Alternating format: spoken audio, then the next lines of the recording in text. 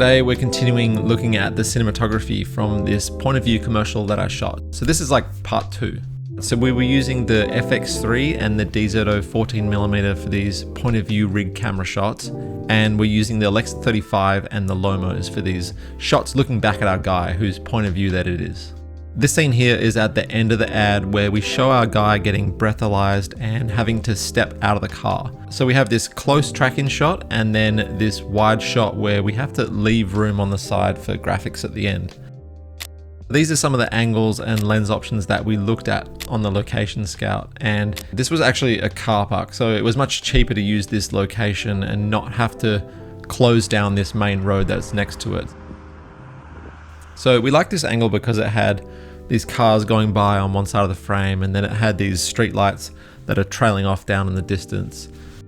For the lighting, I knew it was going to be quite dark on this side of the frame, so we talked about different options of having an overhead moonlight softbox kind of thing, but we ended up just going with a bunch of sky panels and vortex panels trailing off, sort of emulating more of the street lights that were on the other side.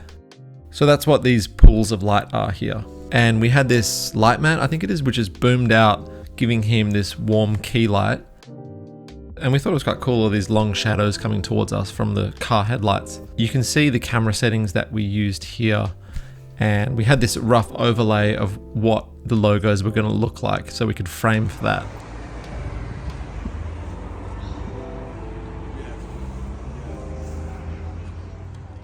And this bounce light we're doing here was just to lift a bit of the exposure level on the front of the car that was going quite dark. So I'm basically just setting the exposure first to the things that I couldn't control, which is like the street lights and the car headlights, and then dialing in the level of our film lights so it looks like they're all in the same world. Just quickly, I want to say thanks to this video's sponsor, Audio.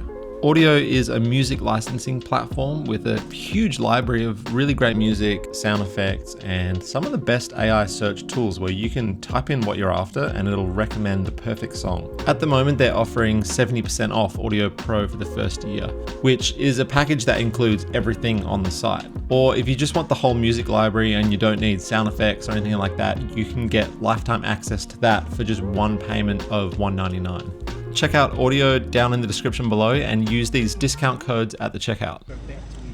Then we went on to this closer push-in shot on him. So it's sort of front lit with this light, so we wanted to move it a little left of the camera, so when he turns his head to look at the cop, it's more shaped on this one side of his face that you can see here, rather than the light being almost directly on top of the camera, which is where it was when we moved from the wide shot to this close shot.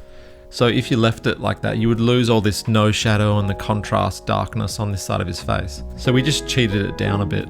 And we had the police car lights on behind, which is doing a lot of the work for these colors, but it wasn't quite reaching his face. So I thought we should just try put up the sky panel on the, the cop car mode that it has, which I don't know anybody that actually uses that mode, but it kind of worked.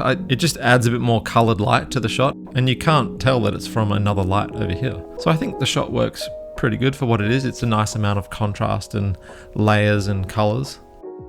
This other scene here was day for night, where we have this shot on our guy and his POV. So for the shot on him, we underslung the Alexa 35. So if we wanted to get the camera quite low to the bed and skim across, we could do that.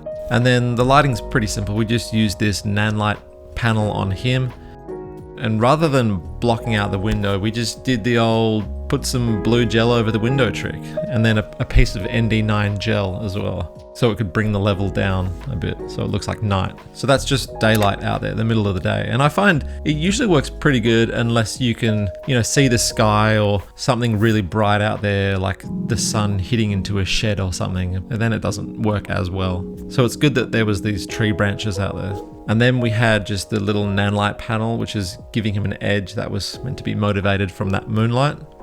It's not my favorite shot. It's a bit flat, I think, with the dark wall behind him. I think in hindsight, I probably would have had the light on him like a cove light around a bit more, so it's harder on one side and then it wraps around, so he would look a bit nicer. But it's okay. Then we turn around and do this POV shot on the kid. So we just added this lamp and this dresser here.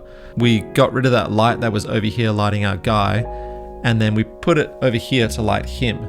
So you can see this brighter part of that light on his face is from this lamp in the shot. Then you can see his soft nose shadow, which is from our film light that's above. We also had a light that was just bounced into the ceiling, and that lifted the overall contrast of the room.